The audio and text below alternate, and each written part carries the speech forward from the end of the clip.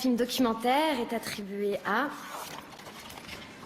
Merci Patron, réalisé par François Ruffin. Dans Merci Patron, François Ruffin se met en scène, venant au secours d'un couple au chômage criblé de dettes, après avoir perdu leur emploi puisque l'usine de fabrication de costumes où ils travaillaient a été délocalisée en Pologne. Son but, toucher le cœur du PDG Bernard Arnault puisque l'usine appartient à son groupe. C'était le plus gros succès en salle de tous les films nommés dans cette catégorie, avec plus de 500 000 entrées.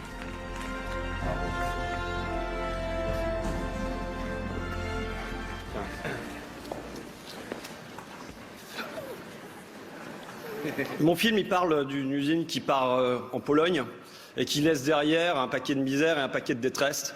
Et au moment où je vous parle, c'est une usine d'Amiens qui s'appelle l'usine Whirlpool à Amiens qui fabrique des sèche-linges qui subit la même histoire puisque maintenant ça part là aussi en Pologne. Il y a 15 ans, j'étais déjà à Amiens et c'était le lave-linge qui partait en Slovaquie. J'ai connu Continental qui est parti en Roumanie, Paris Siège de France parti en Roumanie également, Goodyear parti en Pologne. Ça fait maintenant 30 ans que ça dure dans l'ameublement, dans le textile, dans la chimie, dans la métallurgie et ainsi de suite. Pourquoi ça dure comme ça depuis 30 ans? Ça dure comme ça depuis 30 ans parce que ce sont des ouvriers qui sont touchés. Et donc on n'en a rien à foutre. Si c'était des acteurs qui étaient mis en concurrence de la même manière avec des acteurs roumains, ça poserait problème immédiatement. Si c'était des journalistes... Quand on touche à l'avantage fiscal de la profession de journaliste, ça fait des débats aussitôt. Il y a des tribunes dans les journaux. Mais imaginons que ce soit les députés dont on dise les députés ne sont pas assez compétitifs. Un député français coûte 7 100 € par mois, un député polonais revient à 2 000 € par mois.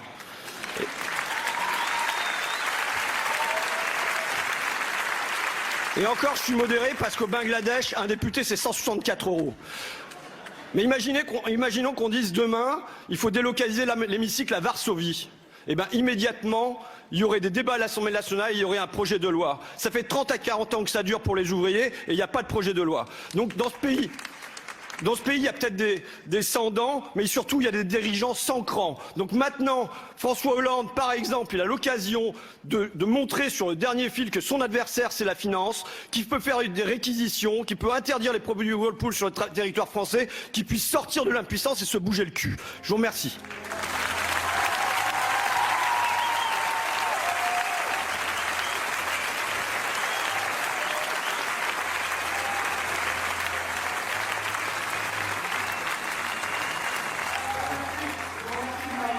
La famille Pure, évidemment, mais Marie-Hélène Bourlard, parce qu'elle est déléguée CGT de l'usine SSE, et ce sont des gens comme ça qui continuent à tenir notre pays debout.